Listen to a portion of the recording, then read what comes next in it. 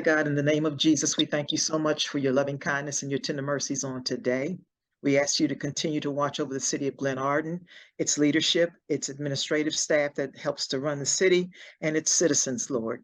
Any citizen, Father, whatever they stand in the need of, Father, we ask you to continue to meet their needs on today, God, and bring them to the forefront if there's anything that the city can do to assist them in their endeavors to live in this city. We thank you, Father, for this meeting on tonight. We ask you to bring decency and order, bind any spirits of confusion, and touch each and every person that's on this meeting. We thank you for your loving kindness again and your tender mercies, your grace that's sufficient in all of our areas of our life. In Christ Jesus' name we pray. Amen. Amen.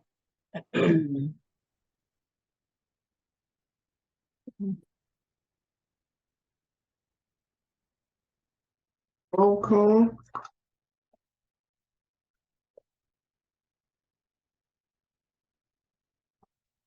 Councilwoman Jones. Here. Councilwoman Fareed. Here. Councilman Harry. Here. Councilwoman Guillaume. Here. Councilman Hairston. Here. Vice President Ferguson. Here. And Council President is here. We have everyone in attendance. Is there a motion to adopt the agenda?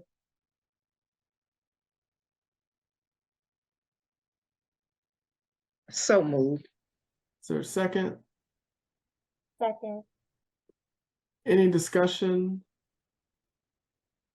or objections? Hearing none, by unanimous consent, the minutes is hereby adopted. I'm sorry, the agenda is adopted, not the minutes. Council members, as you can see, the minutes that we've been waiting on will be distributed in October. Will be voted on in October, but it will be passed out in September. So look for that in your packets for votes on our October work session, I believe. Yes. So we'll move straight on to the legislation. First up is resolution to authorize legal work to form a nonprofit 501c3 to operate the Glenarden Farmers Market. Councilwoman Fareed, do you want to take the lead on that in conjunction with City Manager Habita? Sure, thank you. And to that point, I would like for my name to be added as a co-sponsor or sponsor, whichever one is most appropriate. So as you all recall, earlier this year, we passed a resolution to establish a farmers market in the city of Glenarden. And as a part of that resolution, we wanted to set aside money from the city's operating budget to create an operating budget for the farmers market. While that has already been stipulated in the resolution, we still wanted to pursue other avenues that would not cost the citizens of Glenarden any funds to facilitate that farmers market. So with that, I reached out to the county to see what was available to us and was informed that there are potentially funds available to the city to operate a farmers market, but in order to do so, the farmers market would need to be established as a not-for-profit organization. And so I reached out to Ms. Habita to begin looking into what it would take to establish the farmers market as a not-for-profit entity so that it could receive funding. And she did do that, thank you. And so this is where we are now. We've gotten the instructions from our legal team on what needs to be done in order to organize as such. And again, this status will allow the city to receive grants and fundings and other types of support to operate the farmers market. Okay, I don't know if you have anything that you want to add. Are there any comments, inquiries, questions from council members? Yes, Council President. Councilman Harry? Yes, I guess I'm trying to figure out why are we starting a nonprofit for the farmers market when the city is already a nonprofit and can sponsor a farmers market. We should be able to apply for funding for grant funding for a farmers market, just being a municipal government, and we already are recognized as a nonprofit organization. So I'm trying to figure out why are we going through all of this when we may not have to go through all of this to establish this farmers market. And we should still be able to get grant funding and state funding, as a matter of fact, for from the county and the state, based on our status as municipal government. So I'm just trying to understand why we're doing all of this when we already consider it a nonprofit. And according to the Maryland rules and regulations that I see on farmers market, you can sponsor. I mean, an entity can sponsor a farmers market also. So I'm not clear on that. Yeah, I mean, we should be able to apply for any grant that we need. I feel so. I'm just trying to get some clarification on this because it sounds like it's a long, drawn-out process to get a farmers market going when it may be a step we don't need to really delve into, since we already recognized as a nonprofit organization with the IRS. Mm-hmm. You want me to answer? Oh, sorry. Go ahead. Did you want me to try and answer that, Councilmember? Sure. Sure. Okay. There is one source that at the county, the county council has a pot of funding, and it requires that those who apply for it are 501c3 entities. That's the target for doing this, is to be able to apply for those funds that the county council makes the decisions on. And as my understanding through the council member's conversation with Jolene Ivy, that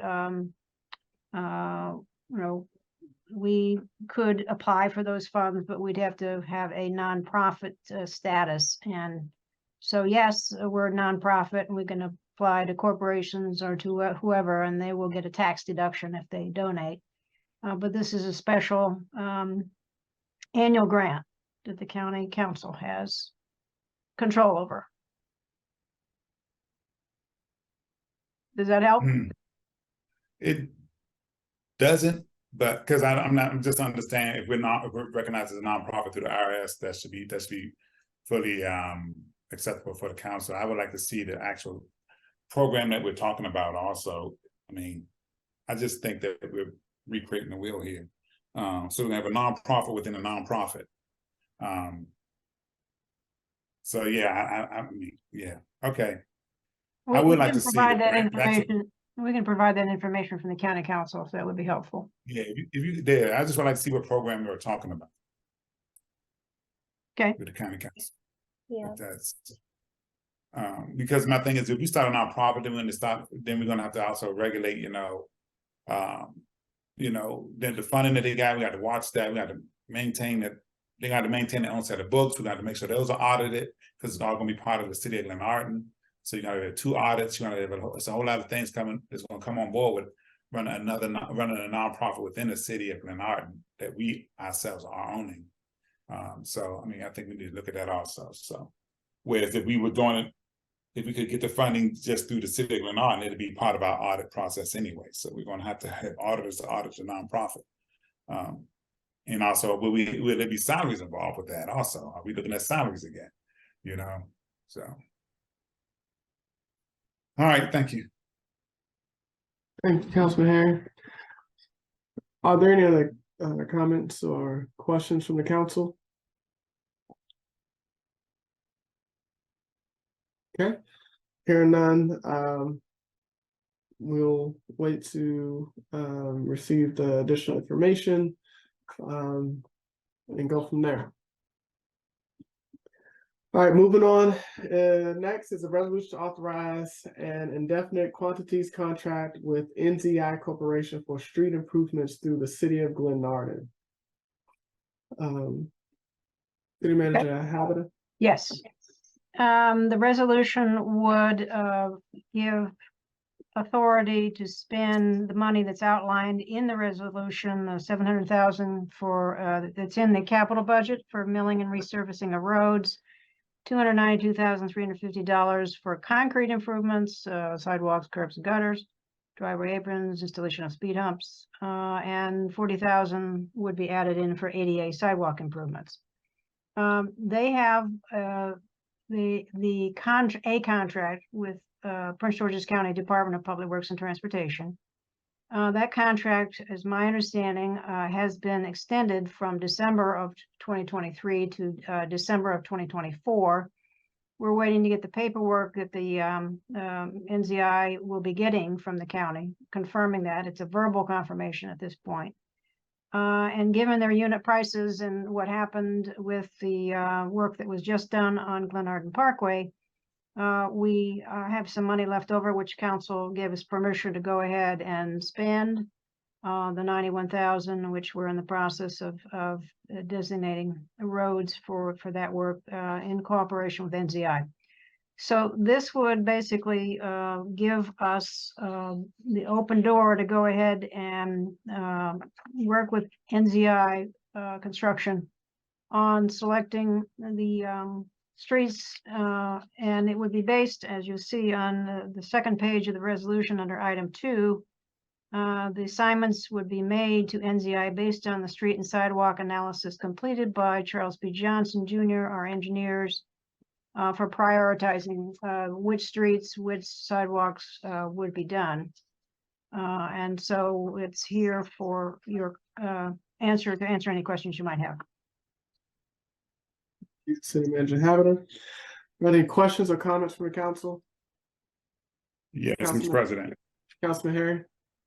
Yeah, I do have a problem with this. We're talking what, $700,000 that we're just gonna say here, take it and pave the roads with no input from the city council. I didn't mind doing the 90,000 because we had that money left over, and I know y'all were looking at some streets that needed to be done. Mhm. But to take the total budget and put out there and say you and the engineers and the director of public works have exclusive rights to pick what streets need to be done, I have a problem with that. Because again, I think each council member has been seeing streets that they need to have repaired or have looked at. And I just have a problem with taking a lump sum of money and saying, here, do with what you want to, and things not get it done that need to get done that I may see, or another council member may see needed to be done, urgently needed to be done, but you may not see it. Even if they do an assessment on the streets, again, I think the council should be fully aware of what you're doing and how you're going to spend this money and what streets you're going to be doing it on. Because again, my focus really honestly is on Ward 3. Sure. They desperately need their streets done. But I just have a problem with the way this is written. I don't think I wouldn't support a blanket approval to give you the city manager and the engineers and the director of public works to pick and choose which streets are going to get done. I don't agree with that. All right, thanks. Thank you, Councilman Harry. If I can respond to that, we'd be open to taking direction from council on how you want it to be decided. If you want to go through the analysis that is going to be done and then give us direction, that's fine too. In terms of getting the money out there and out the door, I think that's the goal. And how it's decided, obviously council is the authority on the spending, and we'd be open to having your input.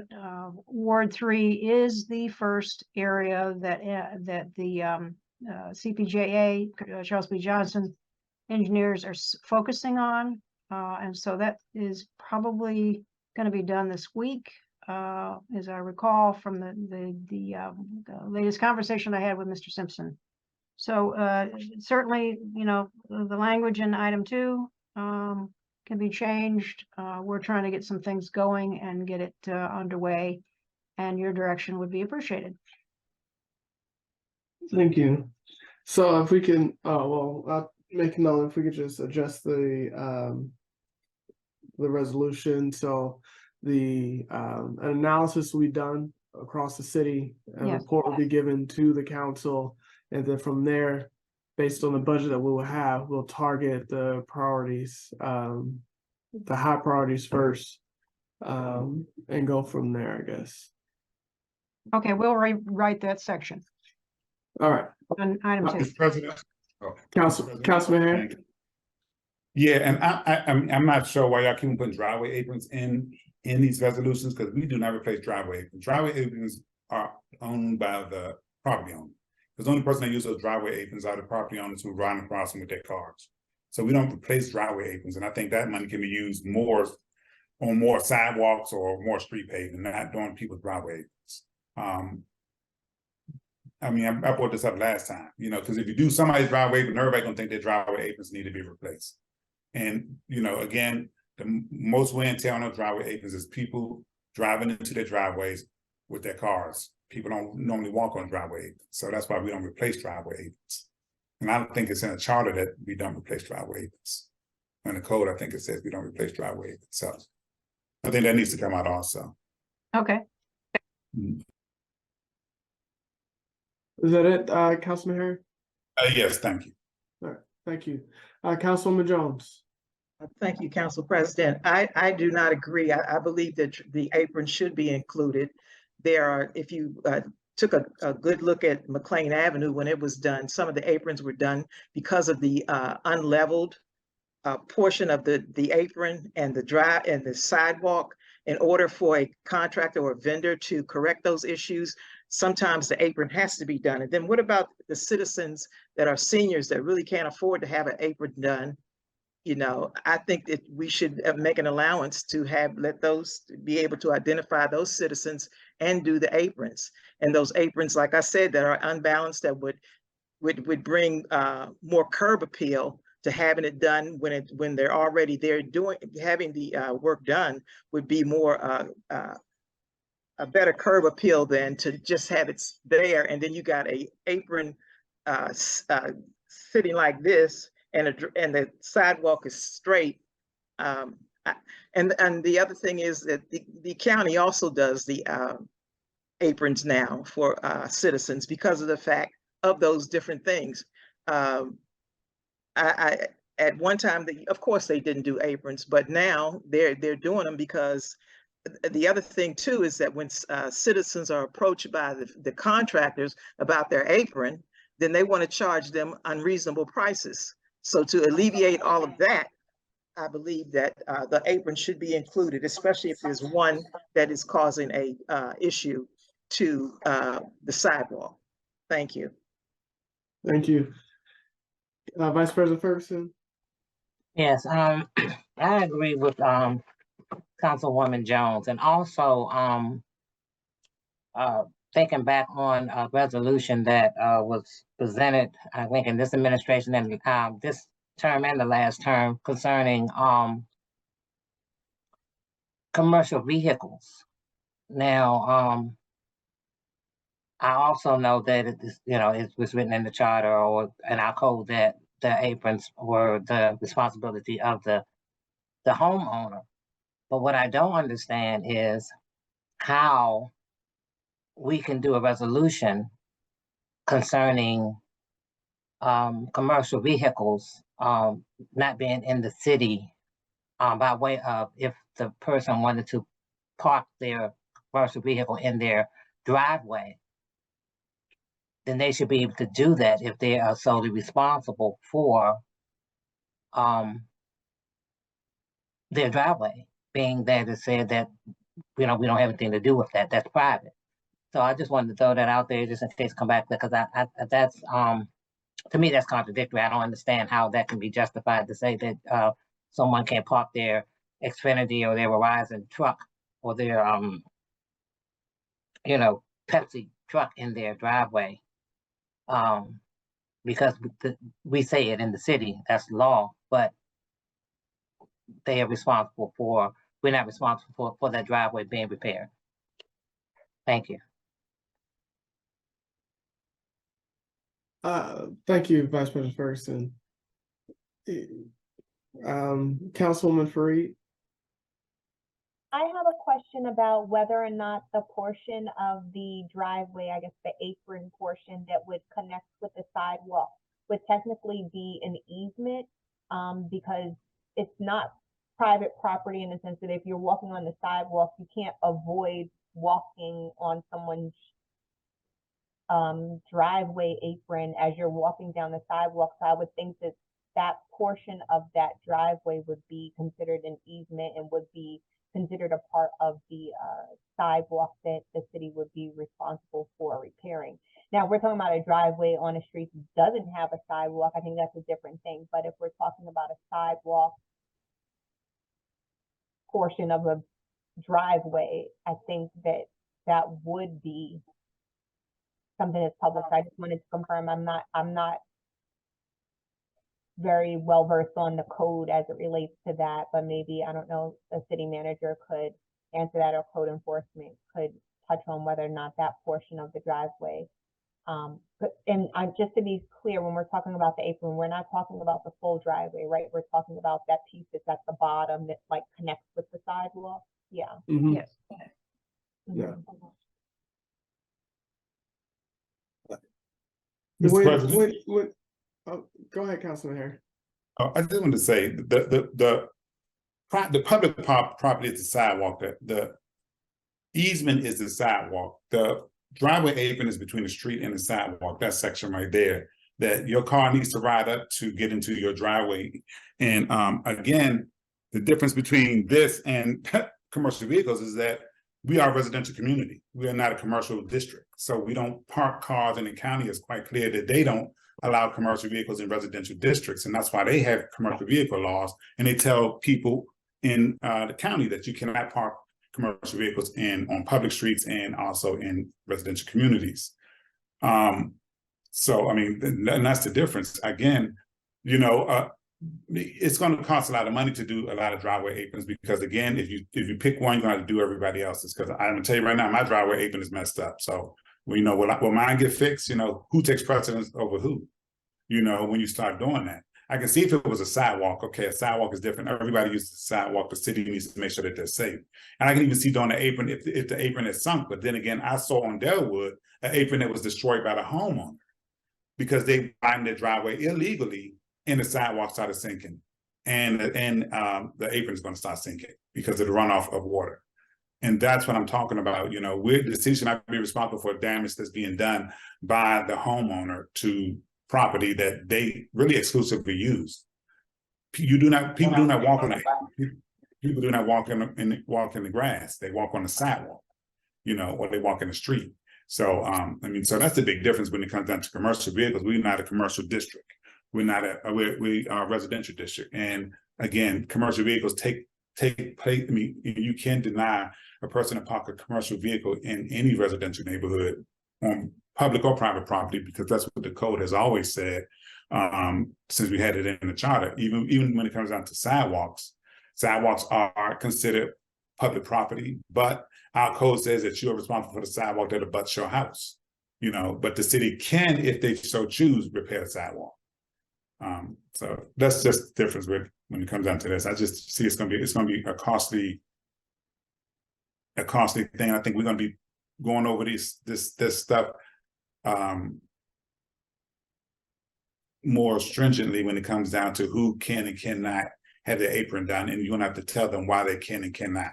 And you're gonna stand in what one person may think their sidewalk is messed up, another person may say, well, your sidewalk looks fine, but mine is messed up. So you're gonna go have all this back and forth, and that's what the danger of getting into doing things that really is responsibility of the homeowner. And while I do realize that we have a number of seniors in this community that have driveway aprons that need fixing, I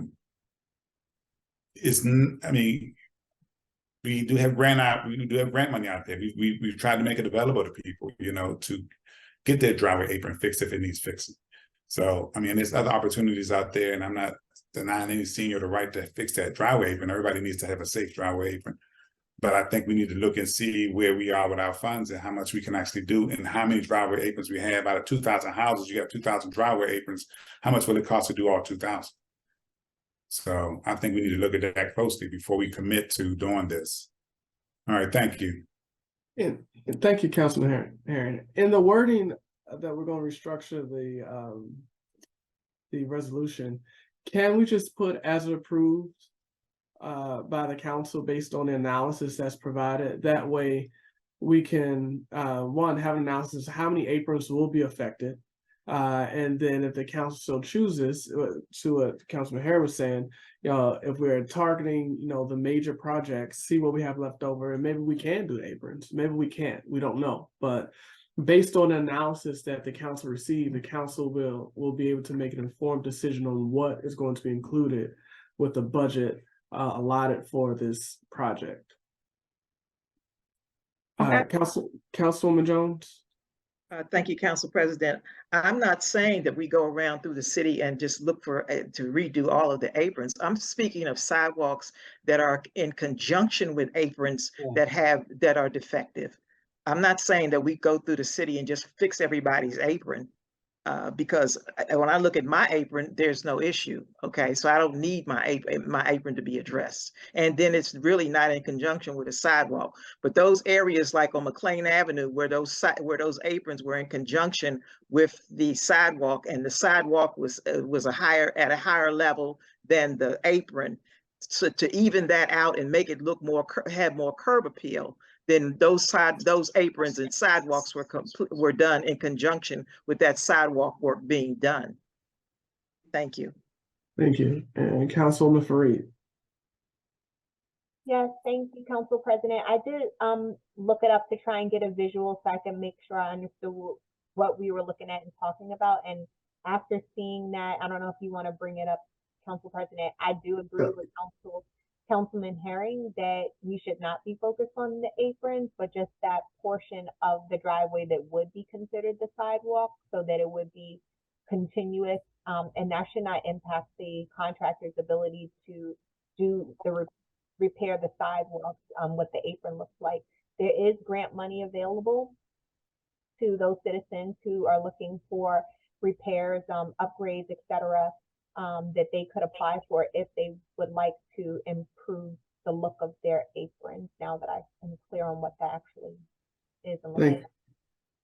Thank you. Mr. Gray, could you make me the host or co-host, because I cannot share a screen, if you can hear me.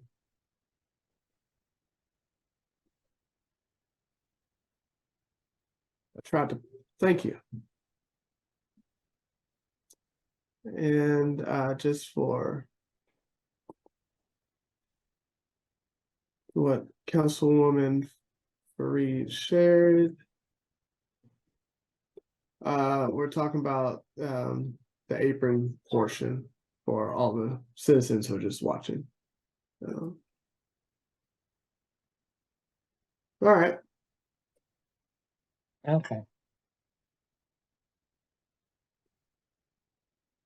Okay.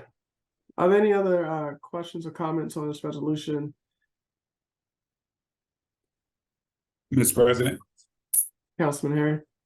Yes, I do think we need to take a suggestion and do, like you said, as approved by council. That way we will get a look at what we're doing. Yep. All right, okay. Thank you. And Councilwoman Fareed. Yes, just an administrative point. As we're going through in the work session and we're talking about what,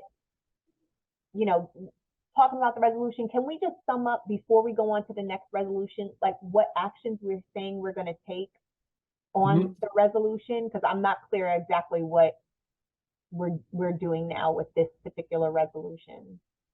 Good point. Okay. So currently we're going to reword portion 2 under now therefore be it resolved. Number 2, where it says the city manager and director of public works shall decide on the work being done. We're going to reword that to make it so that an analysis actually is going to be done before work starts. And so once that analysis is done, that analysis is going to be provided to the council, and then upon approval on the work, then the construction can be done. And so once that analysis, and in conjunction with that, I think I said this, I might be repeating myself. The city manager provide the council with an analysis done by the construction company, and then the council will decide. And so it'll be based on that approval from the council that the work will be done based on the priority or the target areas in the city, which I believe Ward 3 has some very bad areas that need to be addressed. I think that was it. Did I miss anything? I'm sorry to jump in. I guess that's what I'm reading. It says now. What will we be changing? It says that this is for an analysis.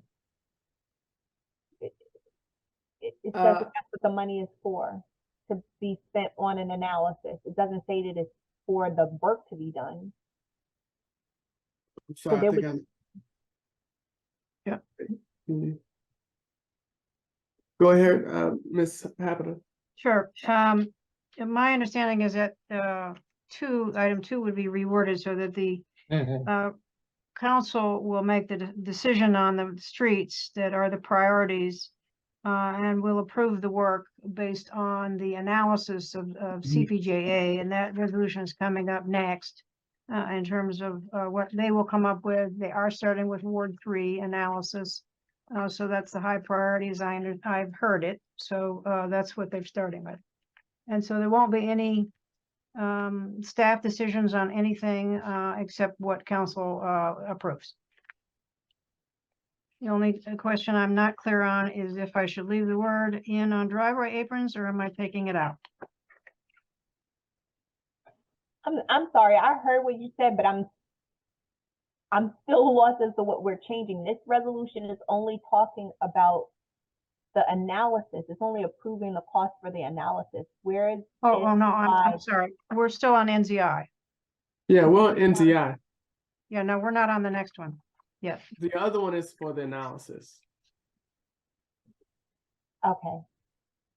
I could actually, I'm sorry. I should pull it up now that I have access to it. Hold on. Mr. President, may I? Yes. So I'm sorry. I'm sorry, Councilman Herring. I'm sorry. I'm sorry. Go ahead. Yeah. Vice President Ferguson first. Thank you. I was online. I guess it'd be 16. Did we not? No. I guess wherever the driveway apron is, did we not say that we will put as approved by council or not? Yes. Yes. To add that. Okay. So the only reference there would be that leaving it in to be approved by council or not. So I need to change the wording. Okay, that was my question. Yeah. Okay. Can we? We could say limited to council's approval. The driveway aprons replacement limited to council's approval. Does that work? Can we? I think so. Councilman, I'm sorry. Were you done, Vice President Ferguson? I mean, I guess you can put it there. When it was said as approved by council. So how it's going to be stated, but yeah, I just think that it should be wherever it's indicated in the resolution to put it there. I'm done. Thank you. Councilman Herring? Yeah, can we just simply change number 3 to read, work will commence upon approval by council, and then make the payment number 4, and then make this resolution to take effect number 5. Gotcha. That way it's spelled out. Okay.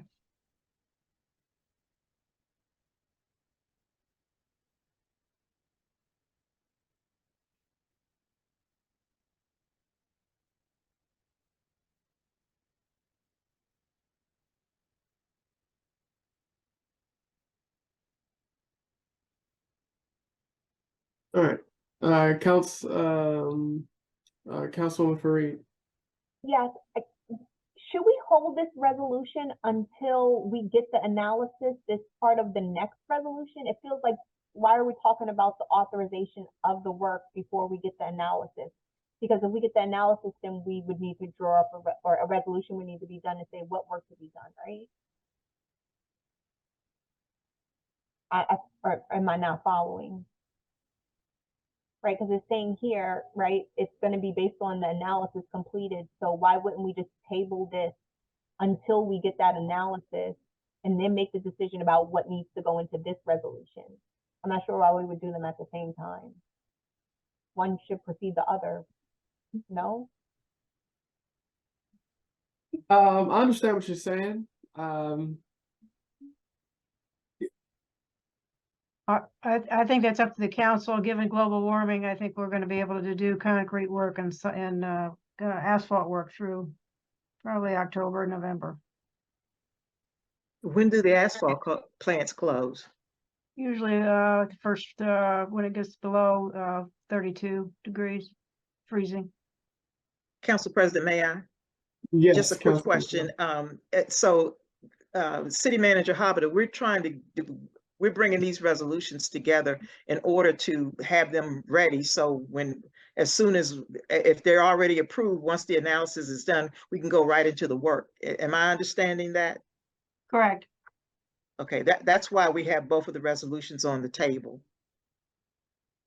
Is because once the analysis is done, because it's September now, depending upon the weather, City Manager Hobbit seems to think that global warming is going to give us some time, but it may or may not. We don't know, because the asphalt plants close at a certain time during the season.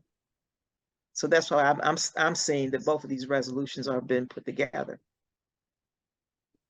So is Thank the council comfortable with not having another resolution, just taking the consensus based on analysis and moving forward that way?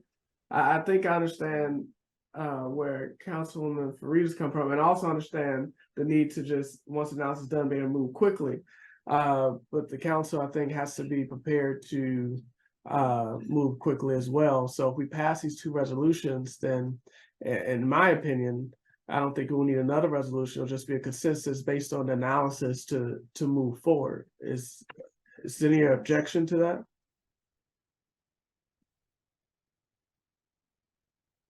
I have an objection to that. I want the analysis first and then decide what we're going to do. And Yeah. then what we decide we're going to do would be in the resolution that we approve. If we approve them at the same time, I'm just not, I'm not following why we would do that.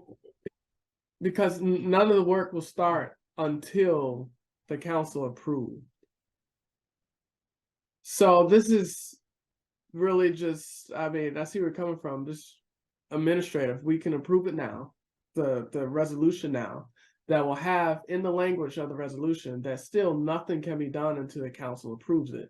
And therefore we won't have to table it, wait until October. It goes to a work session. Then it comes to a public hearing.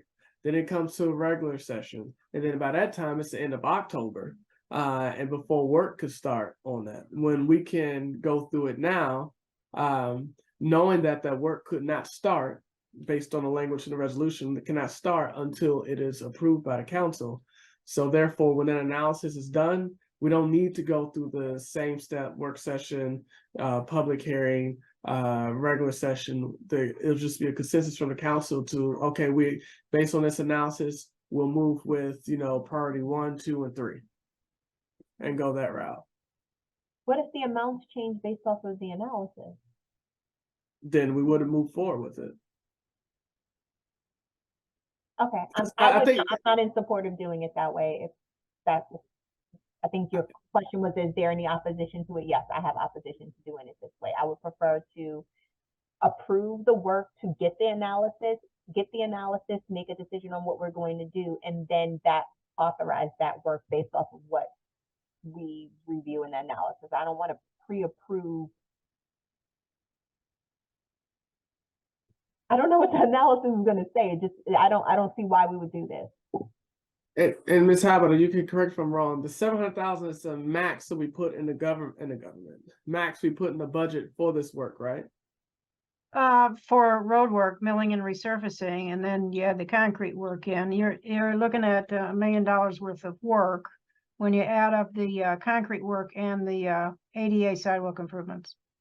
Yeah. So, Ms. Councilwoman Fareed, it can't exceed what's already in the resolution. So even if the analysis comes back different price, it can only come back lower. It can't come back higher because we've only appropriated the total funds that's in this resolution.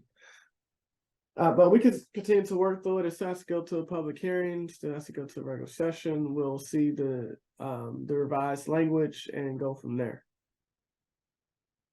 All right. Vice President Ferguson, is that a new hand or an old hand? No, I'll take it down. Okay. All right. Moving on, I think, to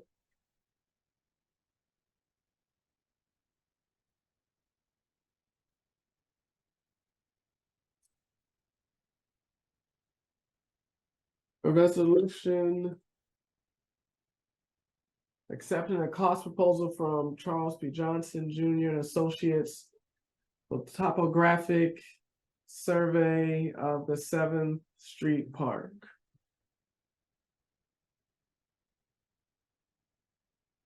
Habita? Yes, we received a proposal, cost proposal, and it is the $9,275. Survey needs to be done, and they will arrange for that to be done through their company. And once that's completed, then they have we'll have the information they need to delineate the floodplain, which needs to be done to be submitted for permitting by DPI when this project starts its permit process.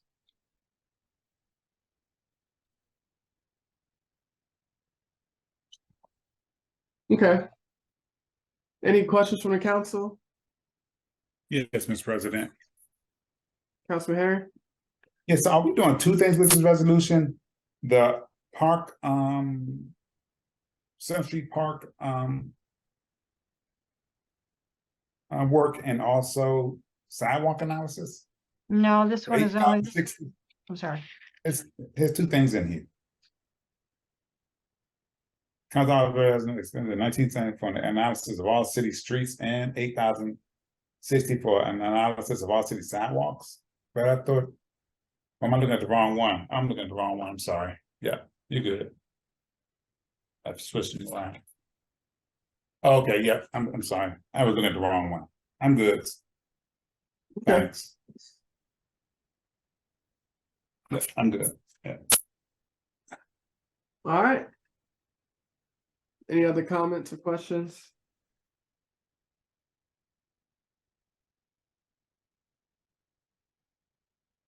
All right.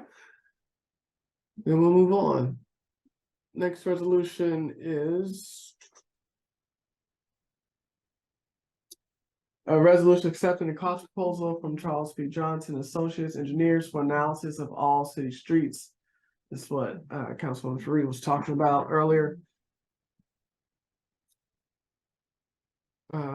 We've been through this. This is actually for the analysis portion. Are there any questions or comments from the council? Yes, Mr. President. Councilman Harry? Just one thing, where it says the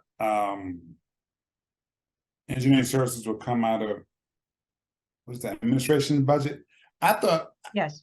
I bought a resolution setting aside money in the ARPA funds for analysis of streets. I can't answer that, but Okay. Mr. Stewart is here if he wants to jump in and answer it. I think it's like $60,000 or something like that. This is actually coming out of a $32,000 pot of money in the admin budget. I think I put money, I think I did a resolution for money in ARPA for analysis of the streets. And I think it was $60,000, I think. Okay. We can check on that. Yeah, just check on that and see. Okay. If we can, it's already been allocated through ARPA, we'll use, general fund that money. Okay. We'll look into that. Any other comments or questions? And can you guys see the resolutions I have on the screen? Can you move it down a little bit so folks can see the number, the 19,875? There we go. For streets and 8,060 for sidewalks. Okay. Okay.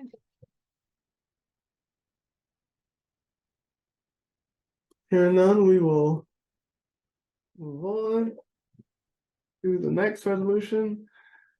A resolution authorizing the purchase of a Dodge Durango pursuit vehicle from New Holland Auto Group. City Manager Habitat? Well, Yeah, the chief is here, can speak to any technical questions about either the resolution on the purchase of the vehicles or the upfitting of the vehicles. What was included was the invoice for both the purchase and the invoice for the upfitting, which is the next resolution. So you can look at that as a group if you want to. As my understanding, the Holland Auto Group has the state government contract, yeah, between the state of Maryland and New Holland Auto Group. Okay, that's in the fourth whereas. Chief, did you want to add anything? Good evening, everyone. No, the city manager and myself, we were trying to get, we were looking at the Ford Explorer, what we traditionally have in our fleet, but all across the country, pretty much they're out of stock. So departments are going to the Durangos. They're proving to be pretty good vehicles, and we found out that they're like $2,500 cheaper than Explorers. So that's the option we're going with at this particular time. That's all I have in reference to that. okay. Councilwoman Fareed? Thank you, Council President. I have a question because I feel like we have numerous resolutions over the last few years to buy new police department cars, and I'm not sure why we keep needing to purchase new vehicles. What is wrong with the vehicles that we currently have? I can answer that for you. I guess prior to my arrival, vehicles weren't being purchased on a regular basis. So you guys were gracious enough last year to grant us with 3 vehicles to replace some vehicles that were very outdated in our fleet, which date back to 2009. And as you know, it's 2023. And that can be a liability to the city if anybody has an accident or these vehicles fall apart or whatever we may have. So at this current time, we have 2 vehicles left that we're going to replace with the Durangos. Though both of those vehicles are 2012 vehicles, which are 13 years old. Both of them have over 115. One have 115,000 miles. The other one has 120,000 miles. And the last time we took one of them to the shop, the repair was more than the cost of the vehicle. So that's the predicament we're in at this particular time, and we're trying to rectify that. I think after purchasing these 2 vehicles, our fleet will pretty much be up to date within 6 years. It's still low, but we can operate with that compared to what we had in the past. Does that answer your question, Councilman Fareed? Yes, thank you. But I do have some follow-up question. What are we doing to maintain the fleets that we have? I don't know what the average useful life of vehicles are. I don't know what the expected mileage is. I also don't know how much of this wear and tear is should be expected as part of the services that Glenarden the police department is providing to the citizens versus how much of the wear and tear on the vehicles is coming from private work that may be being done, maybe security for Wegman or other places where I've seen Glenarden police cars, even, them going back and forth maybe for commuting purposes for officers. If you could just give a picture of that so we can get so I can have a better understanding of what we should really be expecting to see in terms of police vehicle usage and the cost associated with that. Okay. It's a very good question, and let me clarify it for you. So pretty much with police vehicles, most of the time in most police departments, especially in the county and smaller jurisdictions, they have take-home vehicles where the officers commute to and from work. We just did a study analysis, the treasurer and our grant writer on police vehicles. And the turnover for vehicles, they're supposed to be traded out every 5 years because of wear and tear and because they're take-home vehicles. And they're constant for the officers to use on patrol, doing their tour duty, and to take home to come back in case of emergency responses and for secondary employment. So it's a lot of wear and tear. We do have a contract with our fleet maintenance division, which all vehicles go through for routine maintenance, oil changes, and so forth, which is in a part of the contract when you get these vehicles. So we're updated in reference to that as far as wear and tear. But nationally, after 5 years of the vehicles, they're supposed to be traded out. We're not concerned about that at this time, especially from a small municipality. So we're just basically trying to get the vehicles that's been in our fleet for 10 or more years out our fleet, so we can have some better operation and less liabilities to us, to our officers, and a liability to our city if something happened. Okay, can we follow up on that point? I just want to make sure I'm understanding what you're saying. You're saying that the vehicles are used for secondary employment. So are those secondary employers sharing the cost with the citizens of the city for the maintenance of the police department fleet, since those vehicles are being used for No, other employers? no. And why not? For secondary employment, pretty much, especially for jurisdictions, is secondary employment for the, which is in this pretty much in the city of Glenarden as additional employment. So we want to utilize our regular resources. And as far as I know, I don't know any jurisdiction that pays for that. But that's something we can look into, but I don't have the answer to that right now. Okay, so how will we know when the vehicle is in use for city purposes versus when the vehicle is in use for secondary employment purposes? You as a citizen, well, I know as the chief of police and the police command staff know, because when we do our roll calls and so forth, we have a schedule, and it's documented in our schedules. But there's, again, no cost sharing with those employers that are employing the police officers that are using the city police vehicle for that secondary employment. No. Okay, thank you. All right. Thank you, Councilwoman Fareed. Councilwoman Jones? Council President, I'm looking at the Glenarden Police Department current fleet list that I was given. Mm-hmm. And this was before we received the other 3 cars last year. There was 4 Impalas sedans that had over 100,000 miles on them. And I thought 2 of those vehicles from the last vehicle intake that we did were going to be used to replace these vehicles.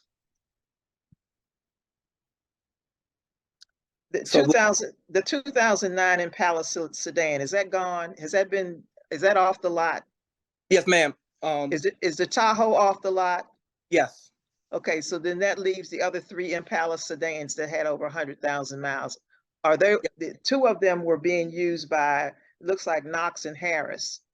So are they still using those in vehicles now? But I'm, like I said, I thought the vehicles that we bought last year were supposed to replace those 3 vehicles. No. The vehicles that we got last year replaced, we got vehicle numbers. So we replaced 115 and 116. The ones we're replacing this year is 118 and 119, which are the 2012s. I thought they were already gone. Yeah, I see 118, 119. Like I said, that was Knox and Harris. I need an updated list Okay. The one we have, the latest one I sent.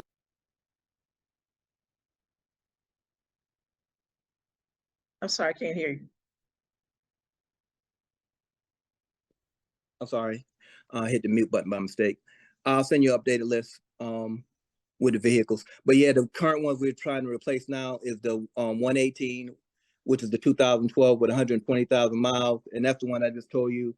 Our latest estimate from the shop, they said if we bring it back again, it'll probably be more than the cost of the vehicle to get it repaired.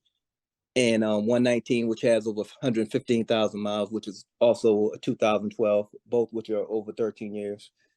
Okay, yeah, I see the mileage on those. All right, so now I have another question. I'm looking at this resolution and it says the purchase of a Dodge Durango pursuit vehicle. Why is that identified as a pursuit vehicle? That's what they that's like the model for these vehicles. The Ford Explorers that we have, they have a name on them too.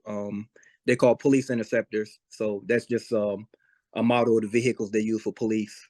I thought it was fixed so they would be able to do pursuit of someone or anyone. And I also noticed on the for the to uplift to outfit the 2 police vehicles, really outfitting 3, because if you look at this invoice, it says that they're going to outfit a Ford Explorer also. Yes, sir.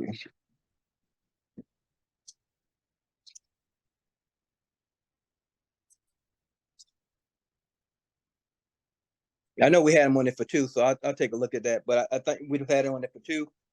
We had a separate order where we was going to outfit one of the Fords with a cage for transport, so we can have additional transport. But we took that out. That was $3,000, and I said that's $3,000 we don't need to spend. So we just outfitting the 2 Durangos, and the one vehicle we have now that's supposed to be outfitted, I took that out. Well, on this quote that we've been given, it shows the VIN number, I think ENFW whatever, Ford Explorer utility vehicle. The front, they started abbreviating, and I don't know what these abbreviations mean. A breakout box or something. Well, the breakout box is included, and the cost is like $2,108. Okay, let me take a look at that. Yeah, but it's on the quote that we've been given.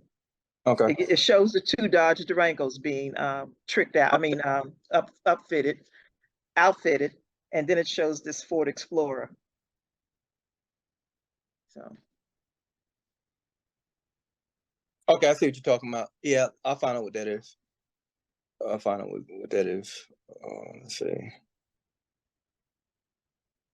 All right, thank you. Thank you, Council President. All right. Thank you, Councilman Johnson. Any other comments or questions from council on this resolution? Okay, hearing none, we'll move on. The last resolution is a resolution authorizing a contract with Global Public Safety for the purchase of outfitting 2 police vehicles. This is in conjunction with the last one. Are there any comments? Questions on this resolution?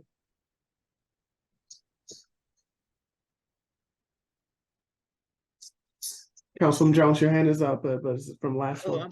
I'm sorry. The only issue that, like I just explained to the chief, was I saw on the invoice or the quote that there was a 3rd vehicle that was going to be outfitted for something. Maybe not completely, but for this one thing, it was like $2,108, and he said that he would check into that, and then he can. I'm back. So from looking at this, I think we're transferring from one of our old cars. They're gonna transfer. I can't remember exactly what it's called, but it's like the emergency box on the inside. So if we can transfer, a lot of times, if we can transfer instead of buying one that costs like $7,000 to $8,000 or something, we transfer like radios and stuff. We transfer them from the old cars, because we did that with I think 115 or 116. We try to transfer, and but let me double check on that to make sure. because we can't do it ourselves, so we take the old vehicle up and let them take, because we're trying to save as much money as we can. We have them transfer usable parts or usable equipment to the other vehicle. Okay, thank you. Yes, ma'am. Thank you. Hearing no more comments or questions, we'll move on. All right. Linda.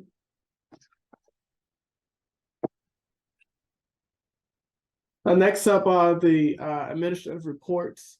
Open the floor for any questions or comments from the council on any of the administrative reports.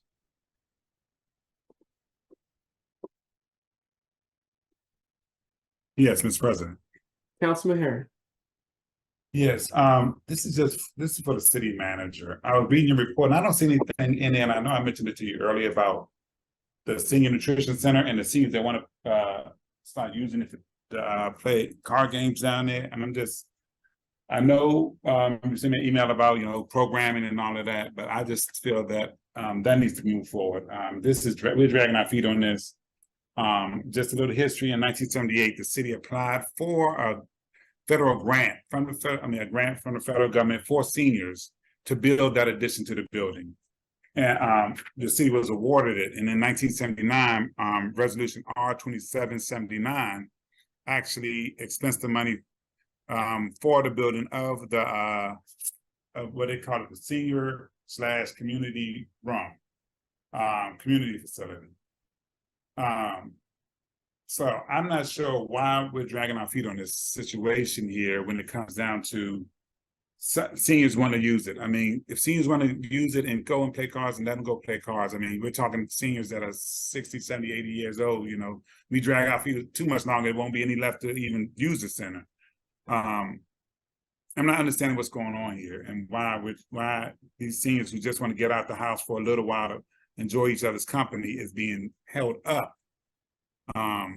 When that room was basically built by a grant from the federal government for seniors, and the city appropriated it for the seniors in 1979, again with resolution R2779.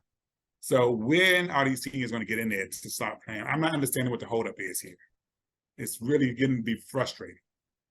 I mean, and I don't feel we need to have a whole senior program built out and all this other stuff. My thing is get the card game started, and then we start looking at programming it for other more senior programming. I mean, that was one of the problems we had before when we had it down there. All they had was a lunch, and the city was not putting any programs down there for them to do. And I think that we need to look at it in total, as you said. I do think it should be a vibrant senior program down there, and I think we need to try to get the lunch program back down there. I mean, it's really, no one can explain to me why these seniors now have to go to Sea Pleasant or to pick up a lunch or some other location to pick up a lunch when they used to go right up the street. So I'm asking that the senior center be open as it was intended to be for these seniors to go in there and start playing these card games. Thank you. Thank you, Councilman Harry. Councilwoman Jones. Thank you, Council President. I have a question concerning that also. I mean, how many government buildings do you have people playing cards in? There were card playing was done over at the rec center if they wanted to play cards. There was never card playing when the nutrition center was open. The nutrition center the county has now revamped the nutrition center venue, and what they did was they didn't want to have any standalone nutrition centers. That's why they're using, because the Maryland National Park and Planning has these buildings, they can use those buildings and not have to pay the $11,000 a year that they were giving the city to run that program. If we decide to open up and have a senior program in there, I think we need a program director, somebody that's going to be there to oversee the program, just like the nutrition center had. They had a person, two women that came in, and they were there. They oversaw it. They made sure that things ran smoothly, that somebody was there, not using any of the administrative staff from the city. if you brought persons in now to do that, who would oversee that? Who would be there to make sure that without using stretching the administrative staff any further than we already have with the go room issues now that they're getting completed. So now we're going to use the administrative staff to also do this. I don't think that would be the right avenue to follow after seeing the issues with the go room. I think they would need a program director, somebody to come in and have programs, set up programs and show the council, who's ever on the council, whoever the city manager is, show them what it is that they're going to do and how much money will be needed to provide for this service. Because, this is something that would have to be somebody would have to oversee this, and just to bring somebody in. And then as a council, we have been considering that taking that room downstairs, because it definitely needs to be remodeled. It needs to be redone, upgraded with in different areas. So to bring some seniors in and just sit them down in there now with no one to oversee a specific program for them to do, and then just to play cards. Like I said, how many government buildings are there people sitting around playing cards? You're just not allowed to do that. Thank you. Thank you, Councilwoman Jones. Councilwoman Fareed. Thank you, Council President. I mean, I don't think that we need to over-engineer it by having a whole person designated to be the program administrator for it. I would see it as being similar to the way that the community room can be used, except that there would be no fee because these are our seniors. Is it possible that we could look to have that space sort of rented for free? I don't know what the right terminology would be, but so that people can so that seniors can utilize that space to, gather and socialize. I think it's really important for seniors to be able to do that. Many of them are living at home alone after relatives have moved away, and having that socialization, I think, will be a good opportunity for them. I mean, it would be great if we had a resource department. And I know we've talked about that, Council Vice President, around having resources that we could administer different types of programs for citizens of all generations. But I guess I'm just trying to figure out what is the problem with just making that space available to the seniors on a sign-up basis to use that space, and staying on a sign-up basis so that it's not monopolized by any one person, and that all seniors have access to be able to use that space. I'm not really sure what the concern is. It's not being used for anything else right now, as far as I know.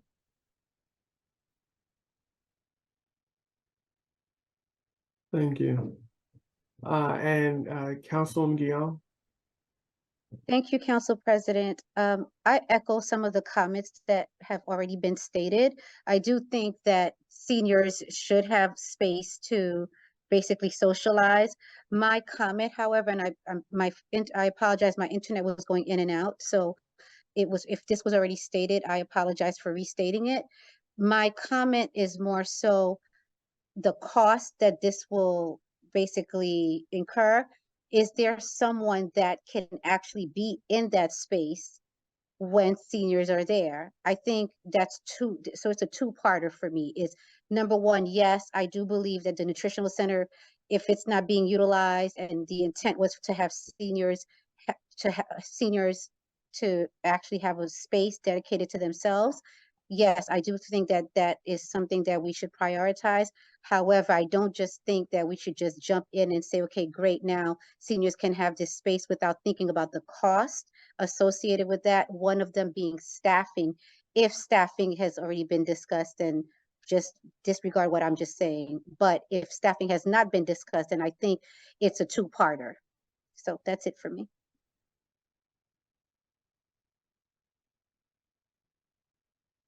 Thank you. And Councilwoman Jones was Yes, that I it? just wanted to add this also is I used to frequent the nutrition center, especially on Tuesdays, because that's when we had Bible study at the senior center. And just looking back at thinking about the people that were there, I would like to know how many citizens from the city of Glenarden would be utilizing the center, because when I think back on the persons that, and in fact, I have the names and addresses of most of the people that used to come up there, and they were people that were bussed in from all parts of the county because they just like coming to that center and they kind of knew one another. But now that they've closed the center, they're now bused to Seat Pleasant and other areas. So, but there was maybe, including myself and Minister Matthews and his wife and Miss Watkins, there was 4 of us from the city of Glenarden that would frequent that center. So every once in a while we would see someone would come up, like I remember one time Miss Morrow came up, but other than that, most of the seniors that frequent that center were from other parts of the county, because they could catch the bus and go anywhere they want, any center they wanted to, and they used to like to frequent that center because they had a camaraderie there. So now that it's been closed for that, they've all moved to Seat Pleasant now, because we do still have Bible study on Tuesdays in another area. Thank you. Mr. President, Mayor, Yes, Councilman Harris. let me just say, give a little bit of history on that center. There were 2 groups that used that center. It was a group that did the lunch program. Well, now it's 3 now that I found out. So it's a group that did the lunch program. They shipped in the lunches. People would come up there and get their lunches. And I thought that was a very good program because, I mean, some of our seniors, that was only postal meal they got sometime during the day. And it was inexpensive. Then, of course, Ms. Jones said there was a Bible study program up there, you know, that they had, you know. And then there was another program where they played cards from, like, I think, a certain days of the week. And they played from, like, after the lunch program ended, they were in there from like 2 to 5. And normally what they would have is they would have one of the part-time go room employees would just, I mean, they would be there and they would just come down there and they would just, you know, clean the bathrooms and straighten up after they left, you know, once the room was open, because normally they didn't stay past regular office hours, business hours. I think it ended at 5. So there was another group they paid. I know former Councilmember Bob Armstrong, you know, she was a member and she played cards. And there's a number of Glenarden seniors that played cards down there just for fun, you know. So I'm not understanding the issue with this. Also, the county does not have the right or the authority to tell us what we do with that room down there. That belongs to the city of Glenarden. We are a municipal government which has the annotated code, gives us full authority over how we use our facilities and how we run our government. So we can do with that room what we want. I'm not understanding, like I say, if people just want to come out and just have that camaraderie, I mean, seniors get tired of being cooped up in the house all the time, you know. And again, you know, it has been used for a number of purposes. And again, the resolution from 1979 clearly stipulates that it's a senior center. And we can't just sit here and unilaterally change it without a vote of this council to change it from being such, because it's already appropriated as such, and it was paid for by a grant for seniors. So again, I don't see what the issue is. I just think that, you know, our seniors, we don't do much for our seniors in this community. So if they want to come out and play cards, let them come out and play cards and enjoy each other's company for a couple of hours. And I mean, that's where I feel. So, all right, thank you. All right, thank you, Councilman Herring.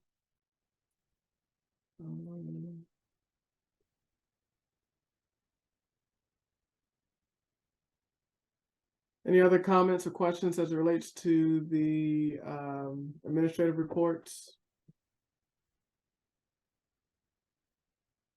Okay, hearing none. we'll move- Yes, one other thing, Mr. President, I'd like to ask a question for the trash. What is the budget for trash for 2024? One second, I think Ms. Habit is looking for it.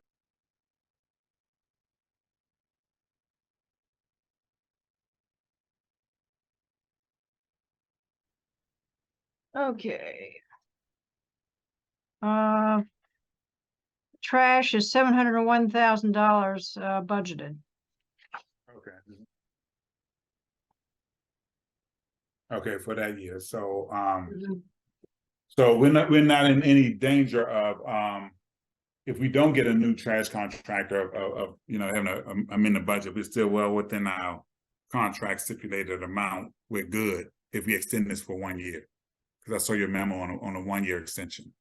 Right, right. And, you know, obviously they may want to negotiate for more money, but I mean, and 1 year extension, but yeah. 701 is what they had asked for. And that was it was a major increase as I understand it. So I can't imagine trying to ask for more than that.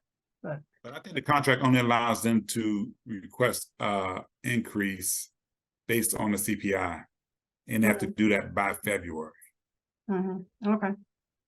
And I think so. I think they would have done it, had to do it last February for this extension into this year.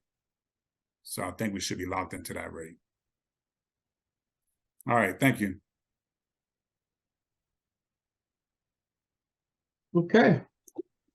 Moving on to topics of discussion. First up is Ethics Commission appointment certification process deadline, Vice President Ferguson.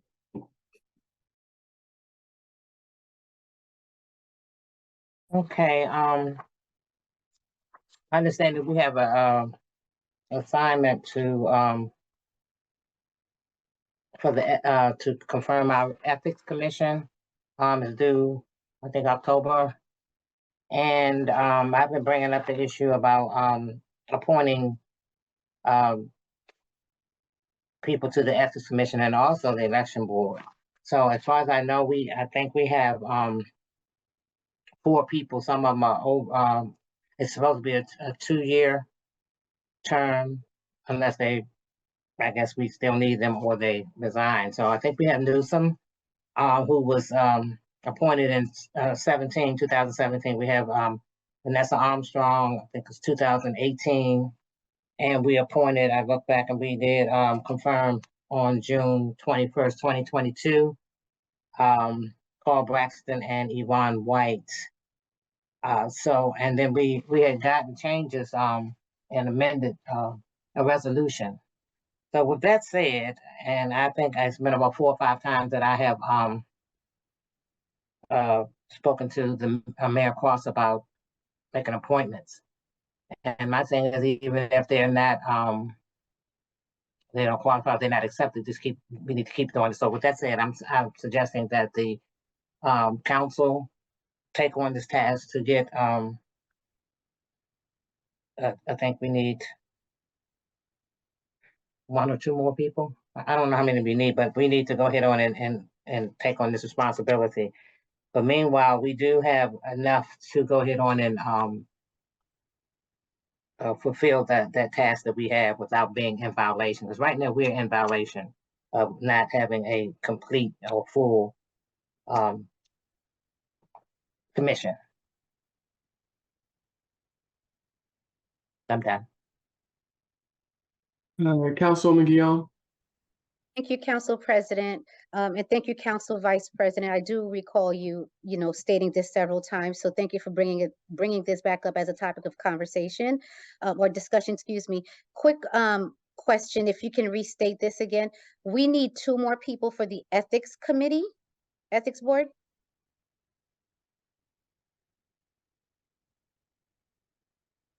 I think can't hear. it's 5, right, Councilman Herring? Yes, that's right. Yeah. So, like I said, we have Newsom, that's 1. We have Armstrong, Braxton, and White. So even with my understanding, we can still go ahead on and fulfill that task without being declared in violation with because we have at least 3. But we definitely need to get on board at this point and also confirm Newsom. He's still on. Yeah, okay, that's fine. The other question, so thank you for letting me know. And I know that you mentioned the election board. It is also a topic of conversation. I also had suggested that we talk about it, but you just mentioned it briefly. Is it okay, Council President, if we kind of mesh this two Put together? them 2 together. Yep. Thank Yeah.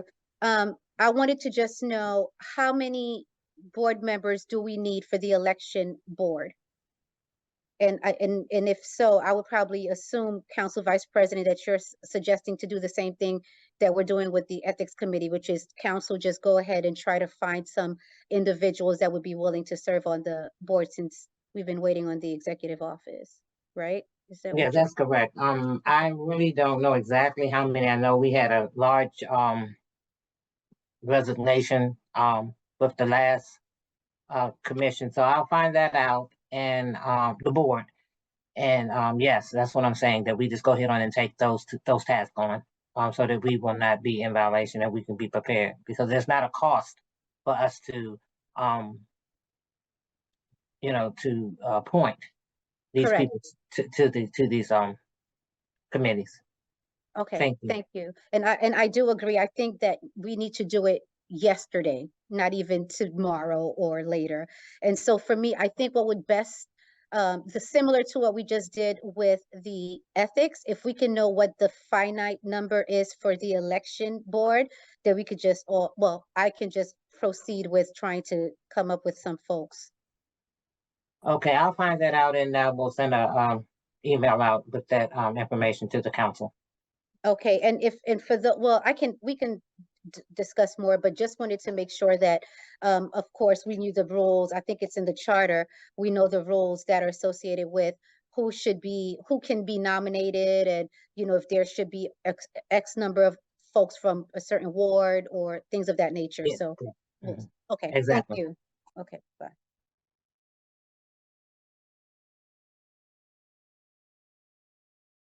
Are there any other council member comments as relates to this topic?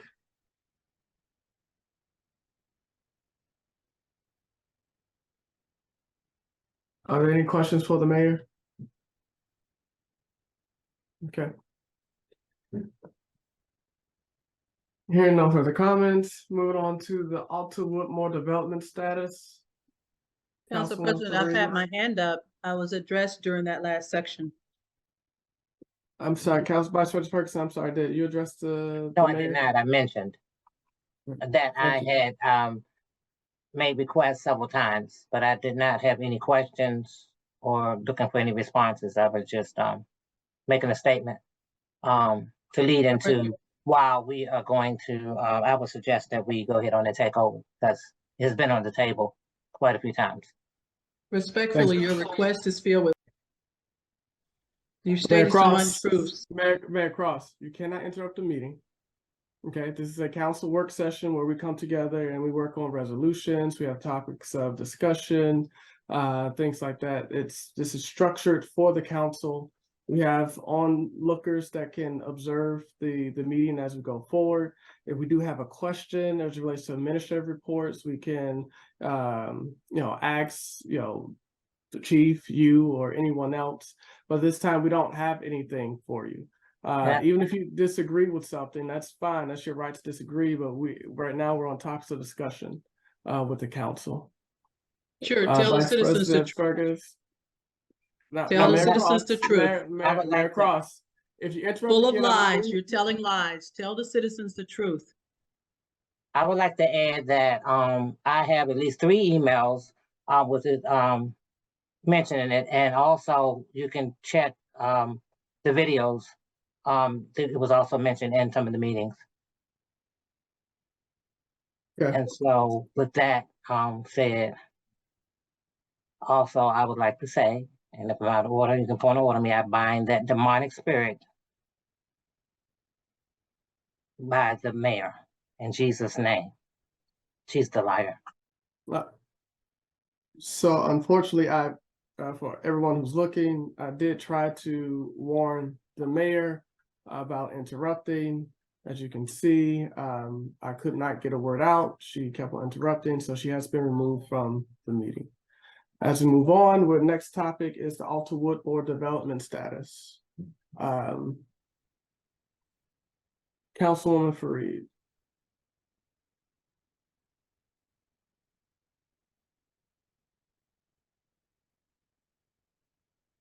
Yes, I was just looking for the city manager, if she could give us an update on what's happening. I know that collectively the citizens have expressed their concern about the development, as well as the city council.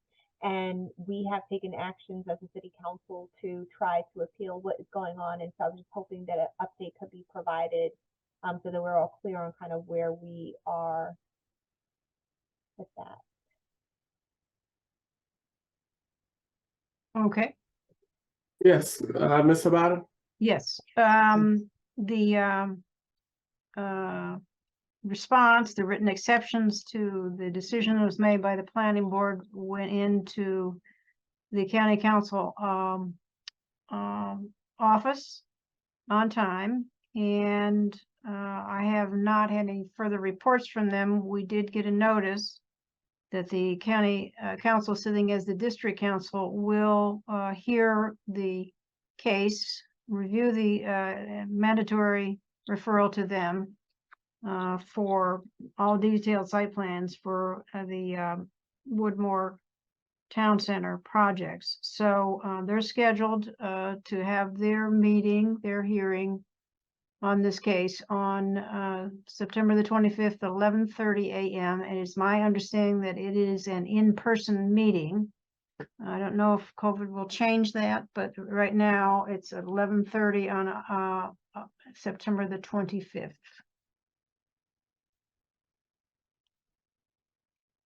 If there's any questions that council wants me to pose to our legal representation, I'd be glad to ask any questions you may have about anything regarding the appeal that's been put forward, or if there are questions from residents who are also persons of record that are not included in our in the city's written exception to the planning board decision.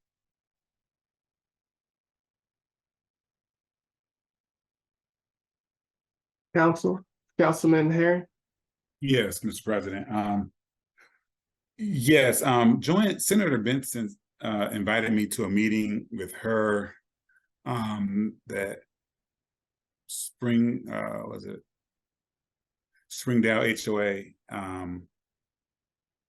the Woodmore Town Center COA. Mr. Frost was there, Ms. Hamlin, and another person, I think Volk Hill, along with her and Delegate Jazz Lewis and Ed Gibbs. He wanted to meet. She wanted to meet with us to discuss the situation there. And everybody around the table was still completely against the project. The senator was against the project. Delegate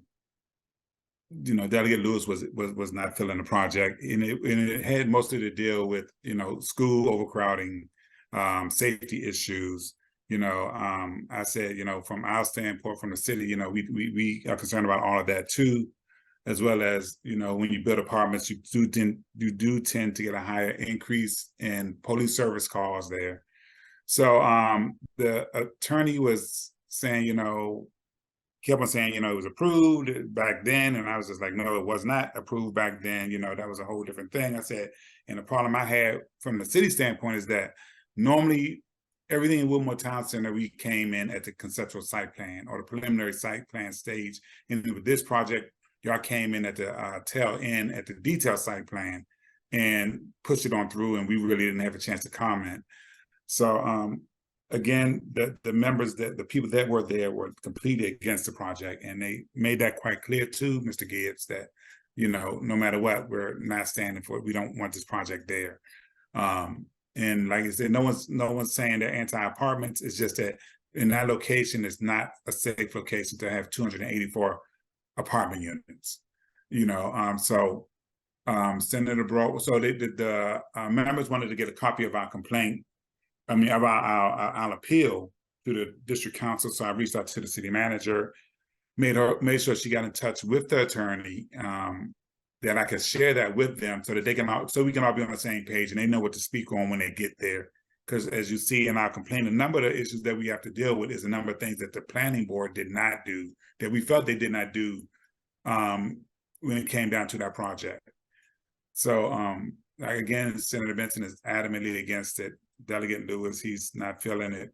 And all the members around the table weren't feeling it. So they are planning to be there at the hearing. I did email them on and said, please register to speak if you want to speak, so that you can make sure that you get on the docket to speak. So I'm assuming, so I think people are galvanized with this project and really ready to speak out against it. And they're hoping and praying that the district council hears what they have to say and take that well into consideration. But we'll see. We never know. So that's where, I mean, and that happened last Thursday. So that's where we are with that. And with Senator Benson and Delegate Lewis. All right, thank you. Thank you, Councilman Herring. Any other comments? Councilwoman Fareed, were your questions answered?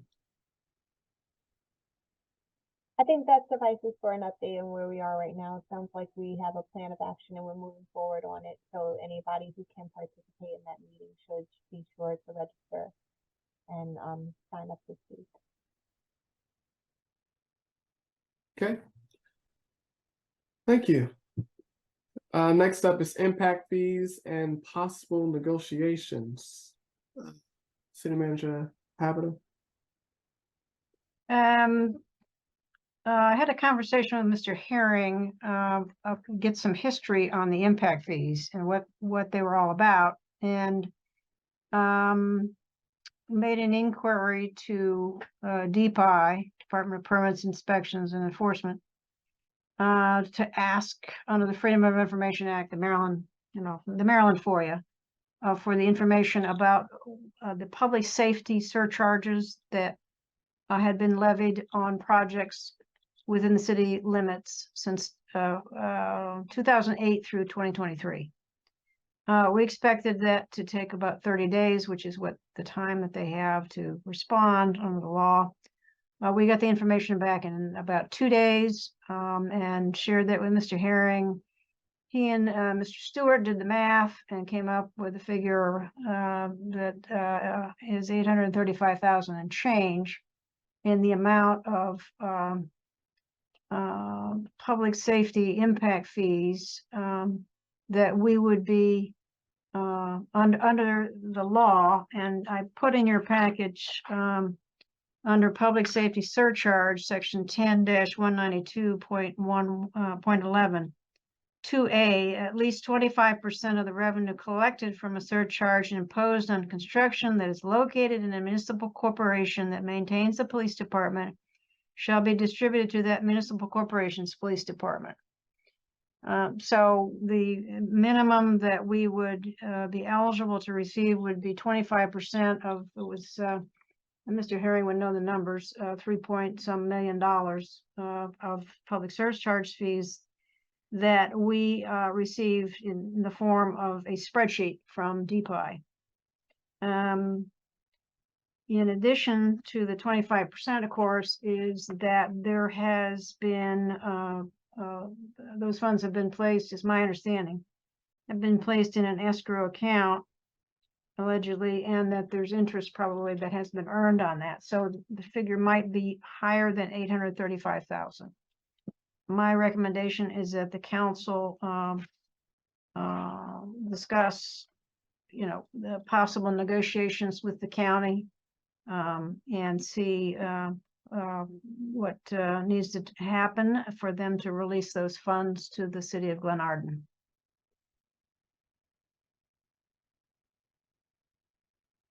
Thank you, Ms. Habita. Councilman Herring, I briefly spoke with Ms. Habita on this, and would like a council member to represent the city on this, and would like to partner with you to recover these funds if you're able to do so. Yep, that's fine. Yeah. Okay. Mm-hmm. All right. So we can connect offline and work with Ms. Habita and then the other parties to set up meetings and move forward with this. Any other questions? Mr. Curtis, I just recommend obviously that the chief be in on these meetings since it is police related. Absolutely. Absolutely.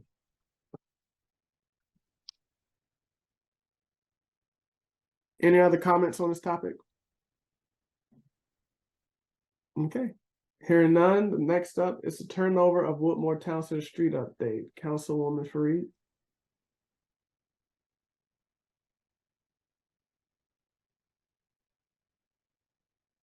Sorry, the issue now is that the mayor has been removed from the meeting. She was the one who was supposed to provide us with that update for what is happening with the city, the turnover of those streets to the city. I can provide a little bit of insight into that. I know it's copied on an email. I don't know if the other council members were copied as well. And that she reached out to a county person to give an update on where we were with where DR Horton was on, I believe, on the fees that they owe. Yeah, sorry. I was on the email as well, so I know what that is. The questions though are beyond that. The questions are really specifically what can we do in light of those situations to move forward with having the streets turned over? What types of agreements can we place in? Can those be contingencies, those things that need to be repaired? Can those be contingencies while the streets are turned over so that the city can do the things that they need to do? We really can't have this conversation without the mayor. She's been the one that has been the point person, has been speaking to everyone since I turned it over to her 2 years ago. Agreed. I'll save my comment for whenever she is around, because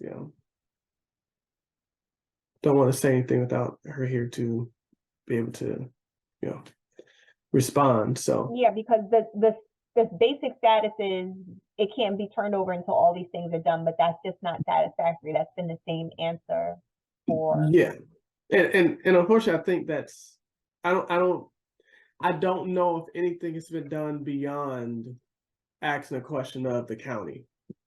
I don't know, for example, if we've pressed the issue and raised these different things that you've stated.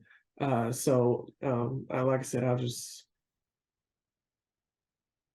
save it for the regular session, I guess. All right, moving on to, I think we touched this a little bit, but go on to trash collection next steps. Ms. Habita, and you're on mute. I got it. Okay. You got a memo dated September 1 from me, and the resolution was approved by the council. I should say September 19, 2022, not 23. To authorize the contract with Goody Trucking, GCI. The actual agreement was dated September 27th. And the agreement says, and quote, at the city's option, the contract may be extended for 2 additional 1-year terms on the same terms and conditions as set out in the contract document. So that I agree with Mr. Herring. It sounds to me like that the pricing is baked in. It would take 30 days to put the RFP out if we were to try to bid it out. And any new contractor is going to need 90 days to turn over the service. So I'm,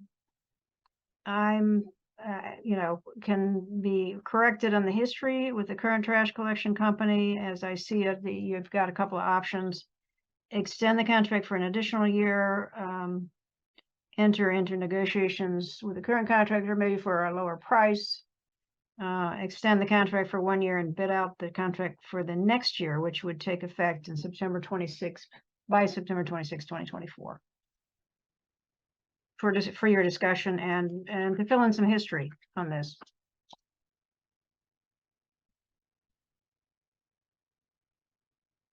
Thank you. Any comments, discussion from council members? Councilwoman Jones? Yes, so Ms. Habida, are you want to bid the contract, you want to send out an RFP to see if, well, it would be like feelers to see if there's any persons that would be interested? Or you just, are you asking the council, did we just want to leave it as it is and do the 1 year? I think it would be tough between now and the 27th of September to get any bids in that would allow us to do a turnover in that time. And the contract does have language in there that you can extend for an additional year. And so the options, I think, are to, unless I'm reading this wrong and don't know the history real well, it seems to me that you can extend the contract for 1 year and then bid it out during that term with the idea of in the following year to go ahead and have it take effect when the contract expires for this additional 1 year term. Yeah, considering the time frame that we have, I think that would be the best idea to extend it for 1 more year, and then in that year period, send out an RFP and see if we get any persons that are interested in or a better contract. But I think that I'm not sure what happened the last time. It was told to us as it's written in this memo that they were the sole bidder. But maybe now there may be some other persons, that may be interested. But that's, I think, thinking back on the trash contracts that the city did have, they always had that rider on it where it would be, we could let it ride for another year. We could do the 1 year, the 1 year rider on there to extend the contract to ensure that the trash was picked up. The second question I have, of course, is what's the satisfaction level with the community on this contract in terms of their service? I've gotten a number of complaints about containers. It's not overwhelming, but still they have been difficult to work with on replacing containers that they break. We've got a lady on Geary Court who's, who has not gotten a good response. They broke 2 of her trash cans, not, they replaced the one and now they're refusing to replace the second one that they broke. So those are the only complaints that I've heard, mainly about containers. Have you had conversations with the customer contact person to Oh, yes. see if we can resolve this? Multiple times. What, Ms. Perrin? Ms. Perrin, yes. Ms. Okay. Perrin and Mr. Underdew as well. And they don't see an issue? Or what was the response? They say that and in the one instance that there was a perfectly fine container that was there, that and the point was made by the constituent that was her container, that they broke 2 of her other, she has 3, and they broke 2 of her others. They only replaced 1 of them, and 1 of them still needs to be replaced. So now she's down to 2 instead of having the 3. Now that's trash containers, not recycling. The recycling Right. container that they have provided is still in one piece. Right. Well, from my perspective, even as a homeowner here and have trash pickup, I am very pleased with Good since I've been here. I'm not have never had an issue with them. If like I said, I've noticed them even when they pick up trash. After the trash is picked up, there's a like a customer service truck that comes around to make sure that everybody's trash is picked up. My next door neighbor, he's getting his trash picked up from the doorstep. They make sure that they do that on Wednesday and Saturday. So I've just never heard any complaints concerning the trash pickup as we have it today. Thank you. Thank you, Council President. You, Councilman. Say the same thing, at least from what I've heard from neighbors, that neighbors have been pleased with the trash pickup from the little feedback that I've received. So that's about all that I have for that. I would like to get the bid out for service so that we can have competition and lower our costs. Okay. As soon as possible. I know we might, looks like the trajectory we're going in, we're gonna have to extend it for a year. But if we can cut the costs on that, looking forward, that'll be great. Cutting the costs, getting the same service. I agree that good is good. Mhm. But if we could get the same thing for, $300,000 less, then, I'll probably choose that, but that's all I have to say on the topic. Thank you. Yeah, Mr. President. Councilman Harry? Yeah, I mean, I've heard both sides of it. I've heard a number of people who said that they were actually tore the top off my trash can. Ripped that. So I sat there and watched them rip the whole thing off and throw it in the ground and then into the can. So they do rip them tops off those trash cans. I mean, I'm not sure why they have to be so crazy with them tops, but they do that. And I have heard complaints about them dropping trash on the streets, leaving trash on the streets. That was a major issue. I know we had to get on them about that because they were also draining the water out of the truck onto the streets. And one time they drained it right in front of a woman's house who was going to have a repast for her dad. But I do think that we need to go ahead and just extend it for the year while putting out RFP. The contract does allow us to terminate the good contract at any time. So we're not locked into that full year. We do come in and we do find somebody with a cheaper rate. They may give us a, cheaper rate. I think their rate is entirely too high. So that's my feelings on that. Thank you.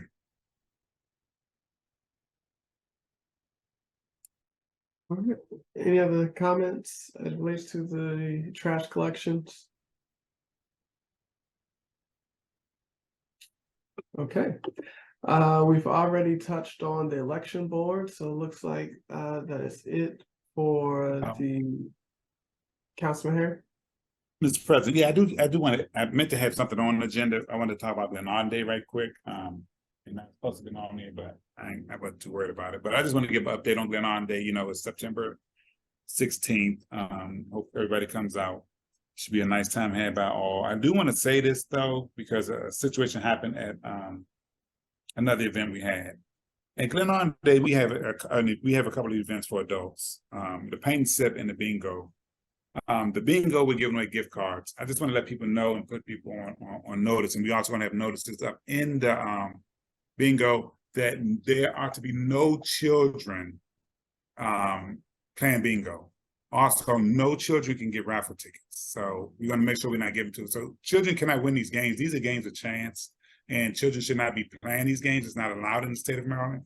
So I just want to make sure that everybody knows that. I'm going to have notices around. I'm going to make sure I know that the volunteers that we have working on Glenarden Day know not to have any kids playing bingo, not to give any children raffle tickets to win any of the prizes that we have. That's a serious issue, and as council members, especially with council members and our family members win, somebody directly our family member, that could be an ethics issue because these prizes are over $25. So I just want to just put everybody on notice on that. And I'm just going to let citizens and the people participating know that also, because I definitely don't want the city to get in any kind of trouble, encouraging, gambling among children. So I just wanted to put that out there. But again, it's going to be a nice time had by all. I think I hope everybody comes out and enjoy themselves. And again, thank the council for your support and, appropriating the funds for it. All right. Thank you. And I just want to say, I don't know how the council feels about that. Can it also include council members participating in these?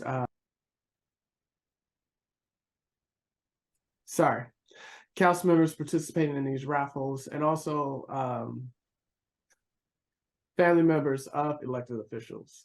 I think that these events are great events. I just want to give as much to our citizens as possible without still in the spotlight. I don't know how the rest of the council feels about that as it relates to like winning prizes that we want to give to reward our citizens. But that's just a thought. Council Vice President Ferguson. Yeah, I was gonna mention that as well. You know, elected officials on, as a whole. And I Yeah. think too, it could be, you know, I see it as a ethics, issue. And like you said, like, Councilman Harris said, you know, most of these, um, I guess giveaways, I would say, are well over $25. So, I think, we need to make that, very plain that it's all the elected officials and, their family members should be exempt. I do agree with that. Thank you. Councilwoman Guillaume. Thank you, Council President. I am just going to briefly say something. I don't want to say on behalf of Councilwoman Fareed and myself, because I'm sure Councilwoman Fareed can speak for herself, but we successfully held the back to school and vaccination clinic, the backpack giveaway and vaccination clinic. And I cannot thank this council and the volunteers and the citizens and the administration enough. We were cooking out there. It was burning up. It was humid. It was muggy. But to know that the camaraderie was there, there were council members who were there before I even got there, and to see that the need was met and the energy was great. The volunteers were outstanding. There was not one administration person that did not do a stellar job. And I want to commend Councilwoman Fareed for all of her leadership in the midst of all that she also had been carrying through these past few months. And just again, thank you to this council in particular and administration for just doing an excellent, excellent, excellent job in making us look really good for the citizens that we serve. Lastly, one of the things that I really enjoyed was having to see all of the citizens come out and get applications for the grants that we as a city council put forth. So there should be an uptick, Ms. Habita. So if it is, it's because of the wonderful work that the council and the administration did and the volunteers to making sure that citizens knew that we were out here supporting them through these particular efforts. So thank you. Thank you, Ms. Guillaume. And sorry I could not attend. I wanted to, but I had to take my son to his basketball tournament. Your wife was an amazing volunteer. Councilwoman Fareed. Thank you, and thank you to all those who attended and supported the event. I echo everything that Councilwoman Guillaume said. Thank you so much to all the city staff who gave up their Saturday to support this. It was a tremendous effort in a short time frame to get everything done. So I'm really happy that we were able to not only provide supplies to city residents, but also to provide vaccination and other health information through our partnership with the pediatricians who came out to provide those services. So I'm just thankful to everyone, and we are looking forward to doing our COVID and flu vaccination on October 20th. More information to come on that. I did want to speak on the raffle and the participation of, or who can participate. I do not believe it is an ethics violation for a citizen of Glenarden who also happens to be a family member of a council member to participate in an equal access event. There is no advantage given to any of the family members who are of the council, so, or the mayor's office or the city manager or anybody. The raffle tickets were distributed to those who came to get book backpacks. I think if we want to go down that route that city officials should be excluded, then we should be excluded from all of that. We should not be allowed to get backpacks at these events. We should not be allowed to get meals when it comes to giving, you know, giveaways away. If we're going to say that, we should be absolutely excluded, and our family. But I think considering the fact that this is a small municipality and that many of us can be related to many citizens, we would be not allowing access to those same benefits that we're affording to others. That I will say, we're also not even stipulating in these cases that they even have to be citizens of Glenarden, right? When people came to get backpacks for, on Saturday, we did make people show their ID and say you must be a citizen of Glenarden in order to receive a backpack. So while I understand the sentiment around making sure that there's appropriate appearances, I think in terms of distributing the tickets, right, the tickets were distributed to the people who signed up, and the people who signed up were the parents who were supposed to be signing up and receiving their tickets for the book bag distribution, as well as receiving a raffle ticket. And those numbers were all placed in an equal place and shook up in front of everybody. So there was no possibility for anybody to have an unfair advantage over another. I think if we want to talk about raffles and whether children should be involved in that, I think we would need to be consistent. I know that at National Night Out, my daughter won a raffle, and my daughter is 6 years old. So I think if we're going to apply rules, we definitely need to be applying them equitably and consistently for the different events, and not kind of making rules as we go along. And I think that when yes, there are games of chance, but so is musical chairs. I don't know that that's something that we would say that we don't want to do or have children involved in because it's a game of chance. I think that the point of doing those activities when we do these raffles and when we do the giveaways is really to encourage people to come out to our events, but also to be able to gift people with items that we're not able to gift everybody with $50 gift cards. We're not able to gift everybody with Chromebooks for their kids. I know the people who did win those prizes were very appreciative for what they were able to do with them. The woman who won the Chromebook has children that now they can use that for school. So I think I understand where the concern is coming from, but I feel like we need to keep what's important. And if there are issues or concerns around ethical concerns, that's what the point of the ethics committee is to raise them up. And I just really want to be conscious of not wanting to change the rules once we have someone who won that maybe we didn't think was appropriate to win, because that should have been, decided ahead of time and not kind of, pointed out, especially when it comes to children. As far as I'm concerned, children are children. I don't really care whose children they are, and I'm not going to treat anybody's child differently for any reason. Thank you, Councilwoman Fareed. As it relates to, and I respect that opinion.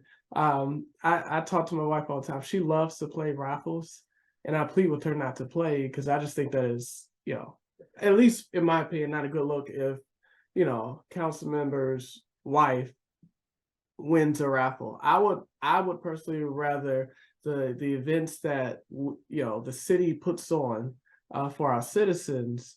I mean, as much as possible. I mean, this is rare, right? It's not like this is a big issue or anything like that. And I was referencing spouses, but if we want to go to the immediate family, then we can go to the immediate family. That's fine. But I mean, that was just my opinion, and maybe I'll just continue with my wife and just say, hey, look, I would appreciate if you don't participate in these raffles because I just want as much possible to go to the intended, I don't want to say target, intended audience as relates to all the events that we put on. So I did see, I mean, Councilman Herring, I'll mute first, then Vice President Ferguson, then I'll go to you. Yes, Mr. President, and I agree 100%. I've been on the council for 20 years, and I never participated in any raffles that the city has. And and any council member I encourage, I say I would not get a raffle ticket if I were you, because I'm telling you, it could be a major ethics issue depending on what you win. Again, I agree with you that these are prizes for the citizens. I don't need to get it. I don't need it. If I want one, I buy whatever's up there. I don't need a raffle ticket. Let them have an opportunity to win something. But again, you have to be 18 years old to gamble in the state of Maryland for even charitable gambling. You have to be 18 years old, and raffle tickets are a form of charitable gambling. So children cannot participate in that form of gambling. And we could get in a lot of trouble if we end up participating in that. Somebody complains about it. I just want us to be sure that we're keeping the city free from any legal or liability issues when it comes down to this. So I know I will not be, I'm gonna tell my volunteers at Glenarden Day not to give out any raffle tickets to any children. And any child that comes up there with a raffle ticket, if their number is called, is not gonna get the prize. And I'm gonna make sure of that, I'm gonna let them know you cannot get it. And we as council members really should hold ourselves at a higher level than to, even give the appearance of impropriety when it comes down to games of chance in the city when we're sponsoring it and we're providing the funding for it and we're drawing numbers for it. I just don't think it's a good look on us as council members. Let the citizens win. That's what they're there for. All right, thank you. And just a final point, my comment is not targeted at anyone. I just feel uncomfortable. So this isn't a target towards anything that just happened, anyone individually. This is something I've had on my mind for a long time. And I agree, it's my personal preference. So I just threw that thought out there. So I didn't want to have a prolonged conversation on it. Just a thought. So Vice President Ferguson. Yeah, I just wanted to say that my comment also was not any towards any particular event, person, or either. I need to double check, but I'm thinking that the new amendment that came out August 2022, it was more stringent and it added verbiage, which Attorney Kopinski was the one that informed the city that this had happened and we had to do a resolution to for that. And it did it addressed family members and the officials as well. And I'm thinking that is immediate family. I mean, I don't that's what I'm thinking, but I need to check. But there was a new amendment to the ethics rules, which stated about elected officials and members of the family. So that we just want to make sure that we are in compliance with those rules, because at any given time someone can just report us or do whatever concerning that. So I'll look into that and I'll just see. I could be wrong, but that's what I think that was part of the amendment to the, or addition to it, that they added, and they changed the percentage of your interest in a particular thing as well, in terms of family members being used. Thank you. And Councilwoman Jones. Okay, my question to, in particular, to maybe to Councilman Herring, isn't it a dollar amount also that you cannot receive ethically? Because I do remember I do remember the document coming out from Mr. Kopinski with the changes in the ethics in handling, but it's still a dollar amount associated with that we cannot accept as elected officials. Yes, I think it's $25, and if we do, we have to report it to the Ethics Commission. Okay, that's financial report. All right, that's what I wanted clarity for. Thank you. All right. Well, that is the end of our agenda. Vice President Ferguson, is that an old hand or a new hand? Old hand. Okay. All right. Any announcements from council members before we adjourn? That's what I was going to say, but Councilman Herring already announced it, and he and Ms. Reed had their announcements. So any other announcements before we close? All right. I just want to say it's a pleasure working with the council. We finished last year off strong. We did a lot, and I hope you guys are well rested. I know 30 days doesn't, it's not enough. But I hope you guys had a great summer, great vacation, new beginnings for some, So congratulations. And just looking forward to working with you guys over the next year on some amazing things for our citizens. So thank you guys, and another thank you to our amazing staff that works tirelessly to get things done in the city. You are appreciated from the top all the way across the board. Just thank you for your hard work. So with that, the time is 9:08. This meeting is now adjourned. See you guys next week. Good Okay. night. Good Good night. evening, good night, Good night. good night.